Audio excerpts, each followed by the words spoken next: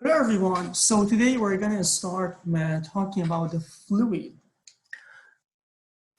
Whenever we talk about thermal fluid sciences, thermal fluid system, we need three main equations: energy equations or energy conservation, that is coming from first law of thermodynamics, momentum equation, and mass conservation or continuity. So here in this chapter, we're going to focus on energy equation. And also its simplified form that is called Bernoulli equation. Bernoulli is basically coming from energy equation. Very general form of energy equation can be simplified for certain mechanism and processes to Bernoulli. So the objective of this chapter is understanding the use and limitation of Bernoulli equation and how to apply it to solve a variety of fluid flow problems. You can see that if we make some assumptions and simplify our problems, we can use Bernoulli equations and also work with the energy equation in terms of heads and using it to determine the turbine power, pump power, and pumping power requirements. What is Bernoulli equation? As I said, Bernoulli equation is coming from energy equation. And it's specifically focusing on mechanical form of energy. It's an approximate relations between the pressure, energy as a result of an pressure of the fluid, velocity or kinetic energy, and elevation or potential energy. And is valid if we have a steady flow processes, a steady flow, and also incompressible flow. It means basically the density does not change. And also where the net frictional forces are zero. It means we don't have any loss. We don't have any loss of mechanical energy. So we cannot have a loss. The fluid must be incompressible in our cases. But actually, the Bernoulli equation is valid for compressible fluid as well, but we don't want to use it in this course. And steady, so steady, incompressible, and no frictional losses. Although it's very simple form, it can be used in so many cases, in so many problems. But also it's very important that Bernoulli equation is typically valid when we are away from the walls, because when you are getting closer to the walls, you're going to have frictional losses. You're going to have some energy losses, mechanical losses. So in this chapter, even when you have a pipe, when you have tube, we use it, but we need to make an assumption that the frictional losses are very small. So what's the form of Bernoulli equation? Typically, the Bernoulli is used along a string line. It means, for example, if you look at here, you can use the Bernoulli equation along each of these lines. You cannot cross the lines, so you cannot use the Bernoulli equation between some point in the first line and down a string distance, some point at this line. Actually, we can use it if you don't have any rotational flow and you don't have mixing and eddies and vortices. But in a standard form, we need to only use it along the lines, the streamlines.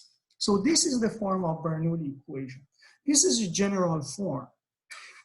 This integral that you see only contains the dp over rho. So v squared over 2 plus gz are outside the integral. So why do we have integral? This is a general form. We can use it if we want to use it in a compressible fluid, but we don't want to use it in compressible fluid. So the form of the Bernoulli equation that we need to use is this.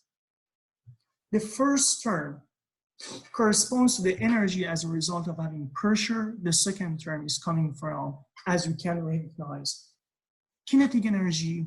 And the third term is as a result of having potential energy when we are looking at certain elevation.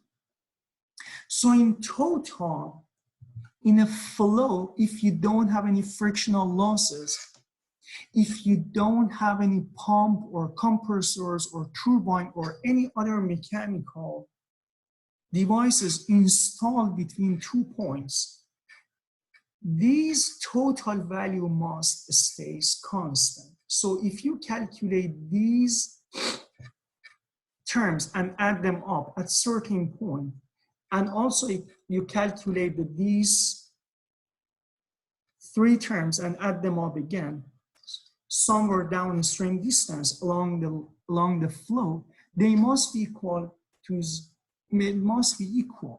they are equal to certain values.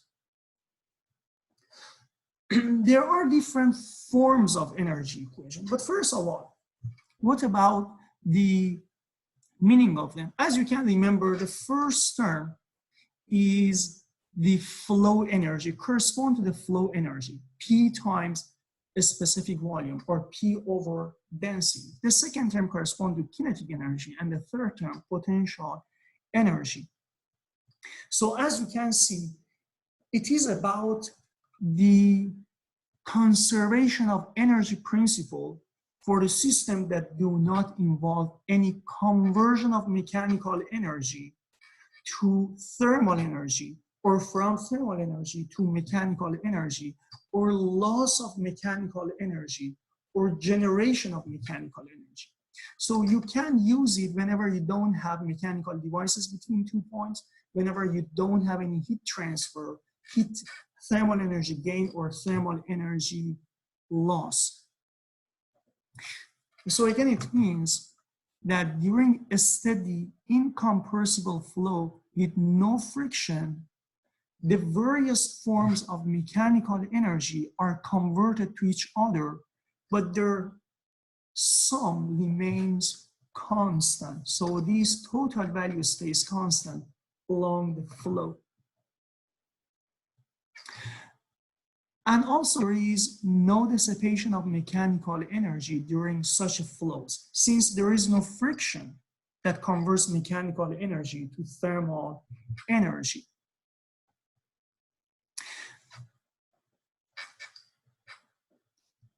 Even when we have some form of losses, they use the Bernoulli equation to get some approximate values of different quantities, some estimation of the velocity, pressure, or potential energy. You can see that in the next few examples and practice problems that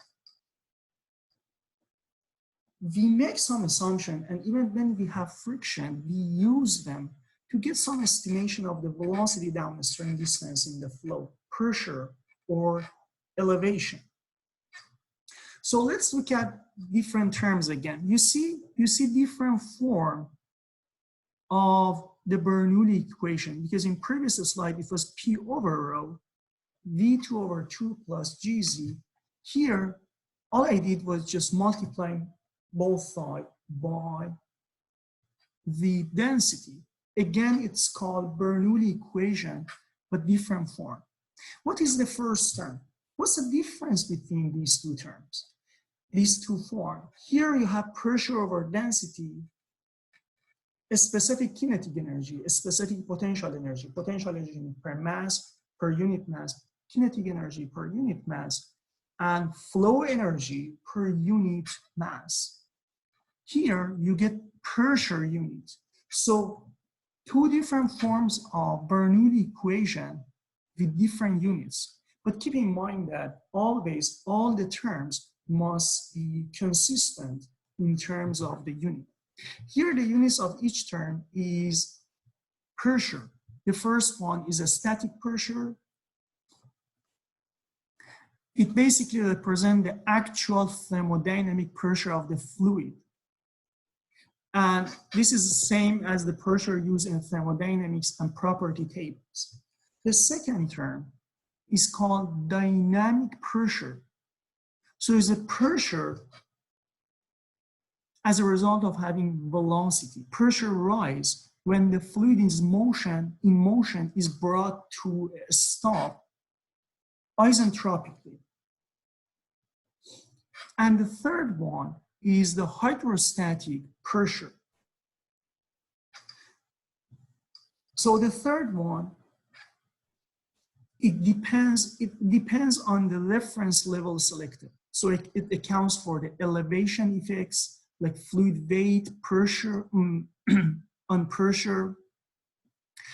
So they are coming from different categories as a result of having elevation, as a result of having velocity, as a result of having pressure, but in total, they account for the total mechanical energy of the flow.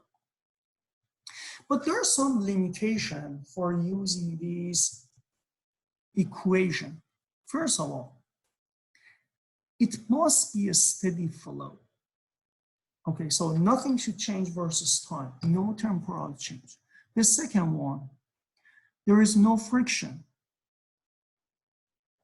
So it should be frictionless flow. No shaft work, okay.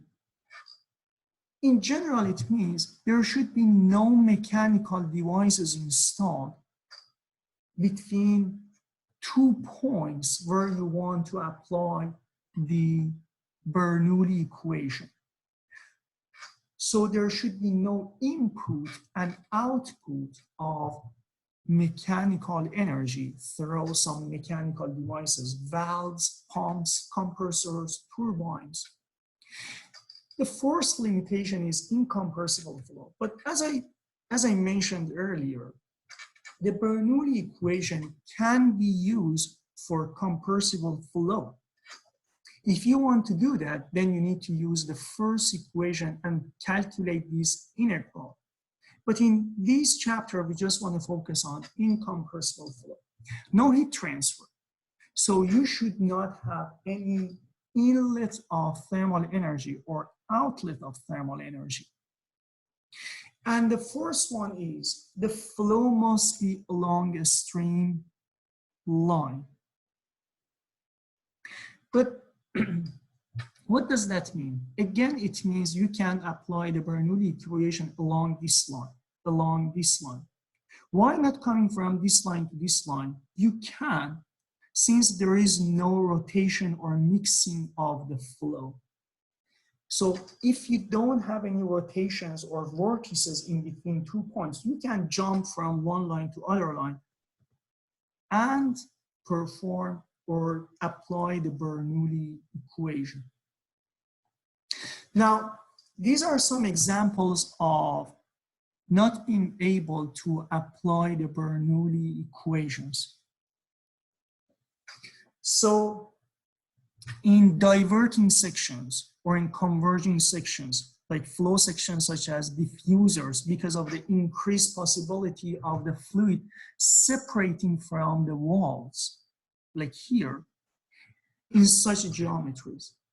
Frictional effects are also significant near solid surfaces, and thus the Bernoulli equation is usually applicable along the streamlines in the core region of the flow, but not along the streamlines close to the surface.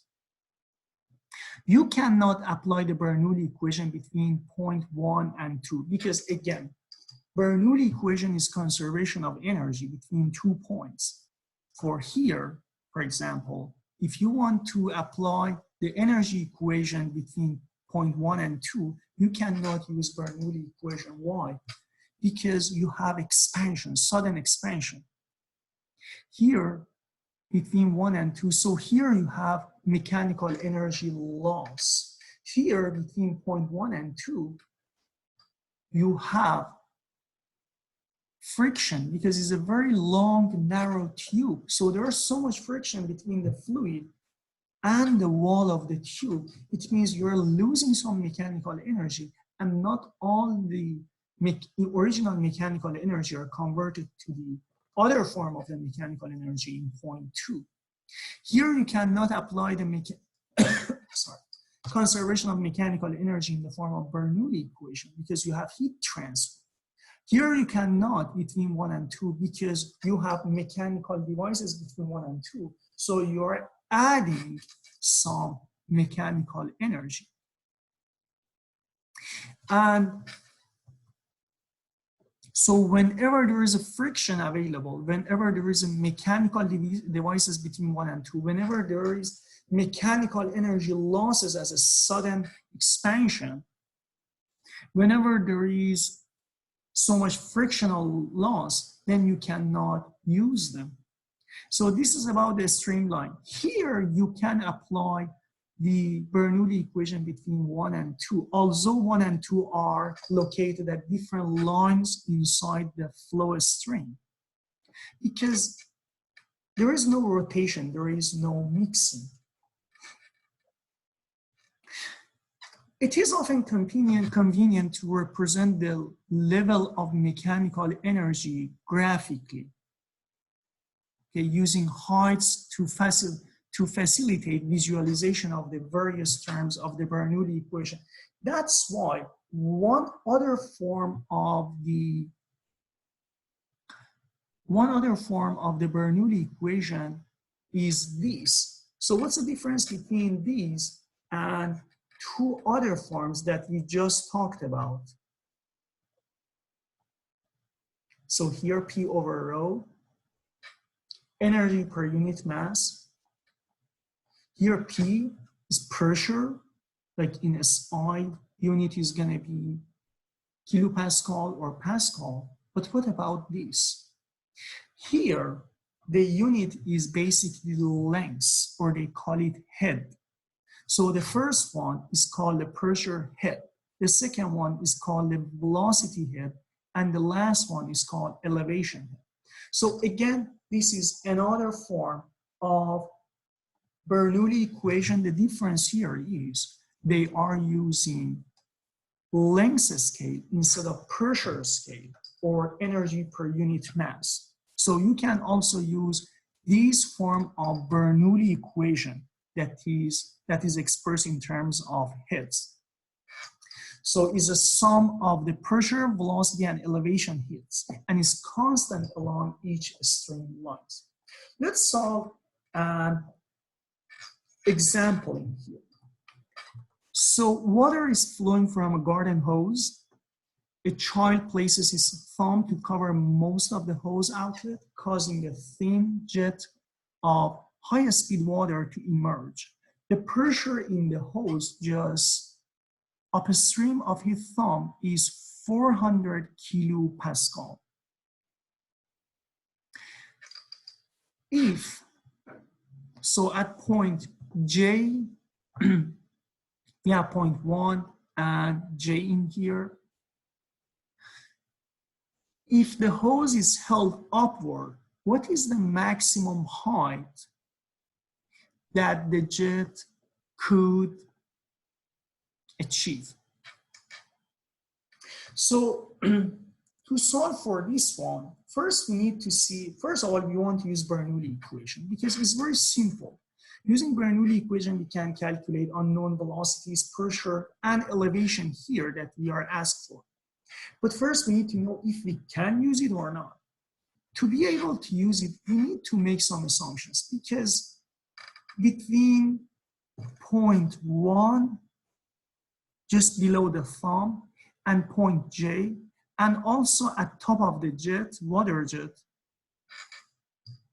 there are some mechanism happening. For example, we have air outside. So there are some frictional losses. There are some loss as a result of having air drag force that is against motion. So we are losing some mechanical energy. So we need to make some assumptions to avoid these complications. So the first assumption is we assume that the flow exiting into the air is a steady, incompressible. No density changes, incompressible, and steady, no temporal changes. That means we meet the first one of those requirements for using the Bernoulli equation.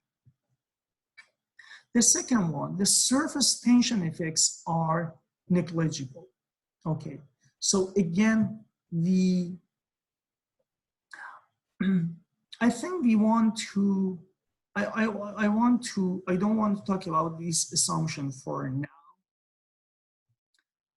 because we're going to talk about the assumptions that are directly correlated to the requirements.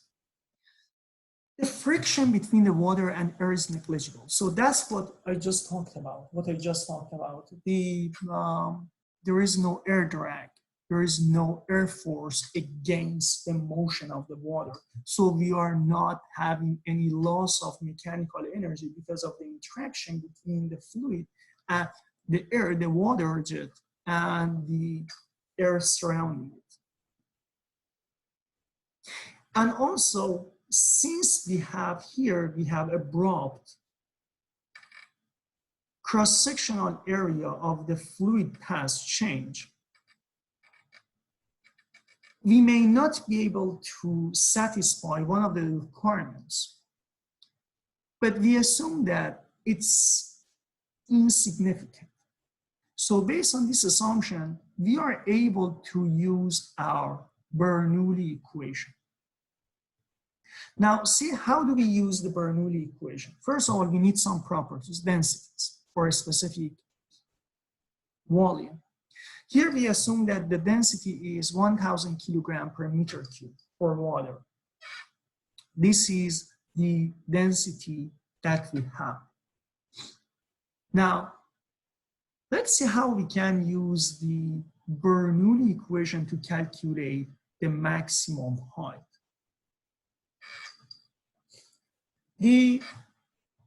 So what I write in here is the Bernoulli equation between point 1 just below the thumb, before the water jet exit the tube, the hose, and also the point at the top of the water jet. So I'm writing the energy equation between point 1 and 2. So the question is, why not writing the Bernoulli equation between point J just the moment it exits the hose and 2? So that's the thing. Point 1 is more convenient than point J. Why? Because at point 1, I can assume that the velocity is almost zero. It's very slow, just before exiting the hose. But at point J, if I want to write the Bernoulli equation, I need to know the velocity, and I don't know it.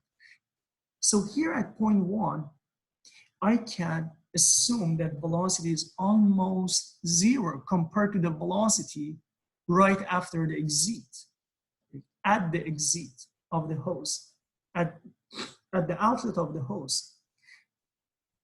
But here, Vj, I really don't know its value. I just know that it's significant. I just know that it is significant. So what I do is writing the Bernoulli equation between these point 1, and point 2. So I write this Bernoulli equation. Point 1, At point 1, I really don't know the pressure, but I know that velocity is insignificant and is almost 0. So this is the form of the Bernoulli equation that I'm using. The last form, P over rho g, V2 over 2g plus c. You can also use this form, P over rho, V2 over 2 plus gz. Or you can use even this form, P plus rho V squared over 2 plus rho gz. So this is the form that I'm using right now, P over rho g V squared over 2g plus z. And this is going to be the values at point 1. Velocity is insignificant. At point 1, I assume that z is 0 because you remember that we need to, whenever we want to calculate the potential energy as a result of elevation, we need some reference level and reference points. Here I assume that at point 1, my z is 0, so z2, whatever that his value is going to be non-zero and corresponds to the maximum height that water jet achieved. So z1 is also 0. What about P2? I don't know the pressure at P2. Probably I do. But for now, I don't want to put a value in here. Velocity at point 2 again is 0. Why? Because water jet reaches its maximum height. So the velocity is 0 because that's the point that water changed the velocity directions and it comes back toward the ground. Its velocity is going to change from upward to downward. So V2 is obviously 0. Z2, this is what I need to calculate. After putting these values, I get this equation. So what is this? This is P2. Pressure at point 2 is pressure of atmosphere. The pressure at point 2 is pressure of the atmosphere because it's exposed to atmosphere. Pressure at point 1. Pressure at point 1. Here I need to get some information from the problem statement. The pressure in the hose just upstream of his thumb is 400 kilopascal. So pressure at point 1 is 400 kilopascal. Pressure at point 2 is P atmosphere. And here, if I rearrange these, I can get the value for the Z sub 2 elevation. Second point, elevation. P1 minus P atmosphere is basically, because P1 is 400 kilopascal and is absolute value, minus P atmosphere give me gauge pressure. The pressure minus atmospheric pressure is a gauge pressure. I know the rho, I know the G, and P1 is 400 kilopascal. By the way, the problem statement in the book is a little bit confusing, but the pressure that you see that is 400 kilopascal is actually the gauge pressure, is not absolute value. Okay, it should have been mentioned in the problem statement in the book, but it didn't. They didn't put it, they didn't mention it. So 400 kilopascal is actually the relative pressure, the pressure difference between the pressure at point 1, the absolute pressure, minus the atmospheric pressure. Okay, and it's already given 400 kilopascal. Since I have kilo, I just converted to Pascal here. So the value for Z is going to be 40.8 meters. So the water jet can rise as high as 40.8 meters into the sky in this problem.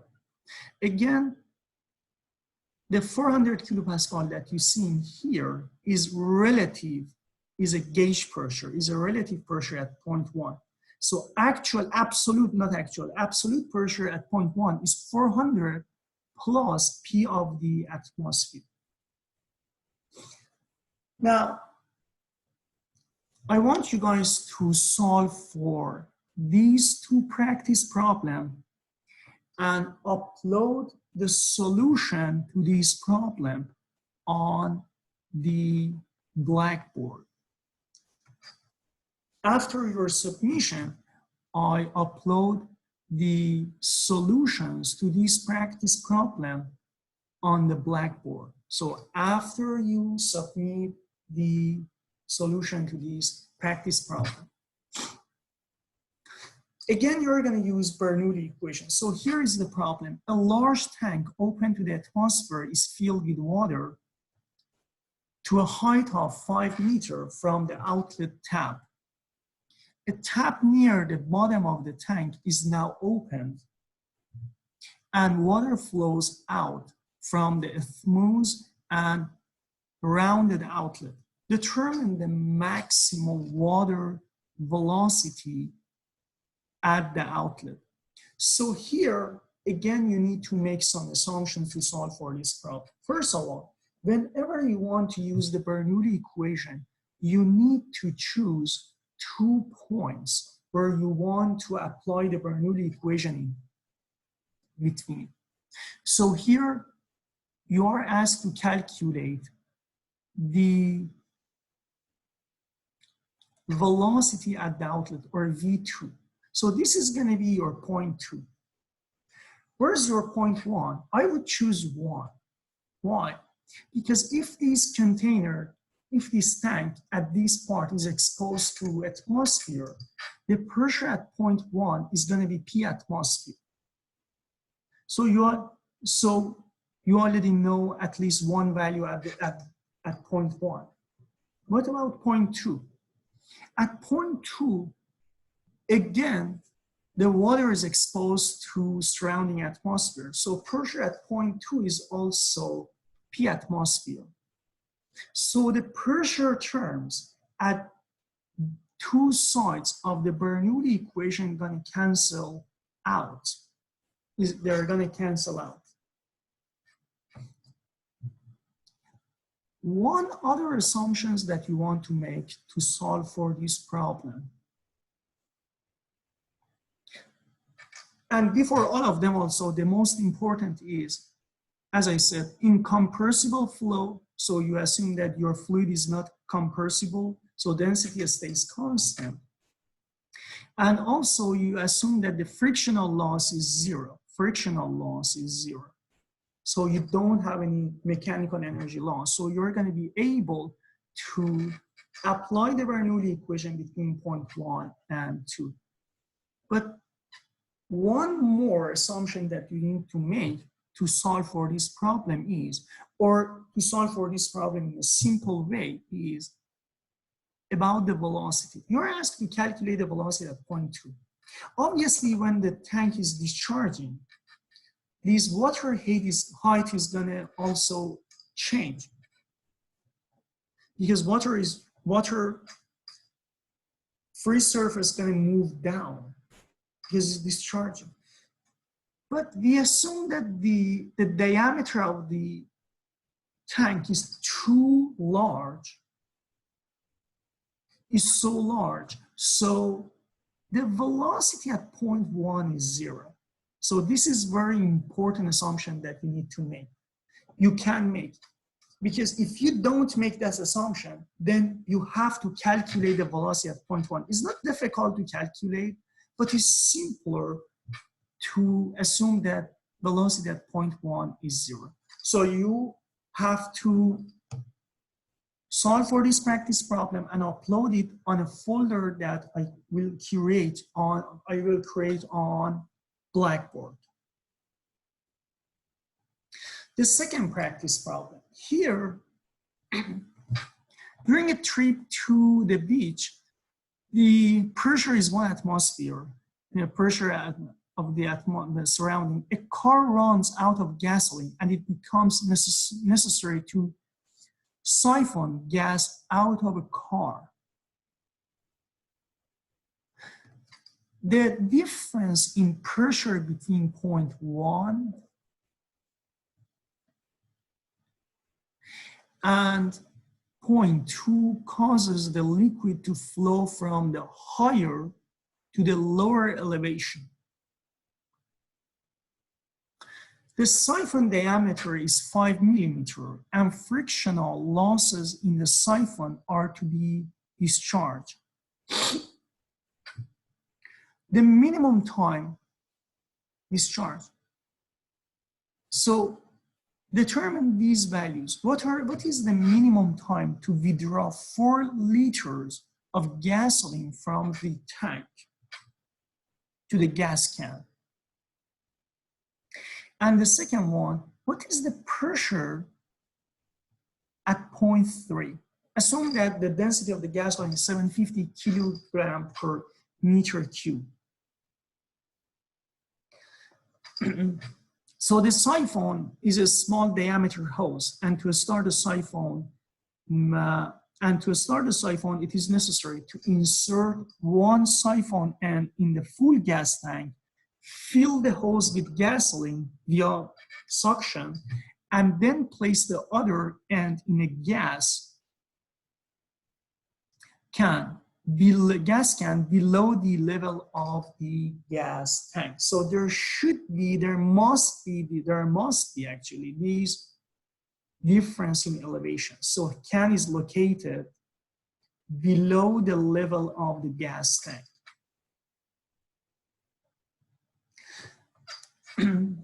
So here you need to make these assumptions. The flow is steady and incompressible. There is frictional losses, but we need to, why there is frictional losses? Because these hoses doesn't have very large diameter. So the frictional loss between the fluid and the hose wall is very large actually. But we assume that the frictional loss is insignificant, so we can use Bernoulli equation. And also the last assumption that we make is the change in gasoline surface level inside the tank is insignificant compared to the elevation Z1 and Z2. So we assume that the change of the elevation inside it, so change of Z1 is very insignificant compared to the actual the whole Z1 and Z3.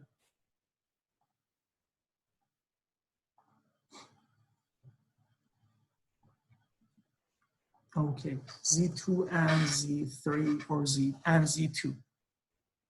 So please make that assumption. And I think actually these two problems are the solution to these two problems can be found inside the book.